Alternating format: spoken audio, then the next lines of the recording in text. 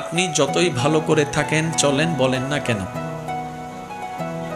আপনি সমালোচনা থেকে বাঁচতে পারবেন। কিছু সত্য আছে, মানতে না চাইলেও মেনে নিতে হয়, বাস্তব। আপনি যতই ভালো করে চলেন, করেন, থাকেন, বলেন না কেন, সমালোচনা, বদনাম থেকে আপনি কখনো বাঁচতে পারবেন না। আপনি এর কাছে ভালো হলে দুইজনের কাছে আপনি খারাপ নিশ্চিত হবেন।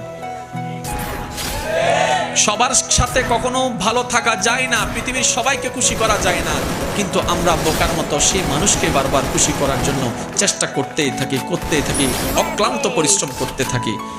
শ্রদ্ধার সাথে বলি, মানুষকে নয়, ওই মানুষের রবকে খুশি করার চেষ্টা করা দরকার। কারণ এই মানুষ কখনো আপনাকে আমাকে থ্যাংক ইউ না দিল, ওই রবের রহমত আমাদেরকে ভরপুর করে দিবে। সুবহানাল্লাহ। তাহলে সমালোচনা, বদনাম আপনি যদি মনে স্থান দেন, আপনার মন বারবার আঘাতপ্রাপ্ত হবে, কষ্ট পাবে। তাহলে যেই জিনিস আমাকে বারবার আঘাত দিবে সেটা আমার রাখার দরকার নাই। সেজন্য সবাইকে শুধু ক্ষমা করতেই থাকবেন। মনে রাখবেন, যে ক্ষমা যত বেশি করতে থাকে তে তত বেশি সুখে শান্তিতে থাকতে পারে। সুবহানাল্লাহ।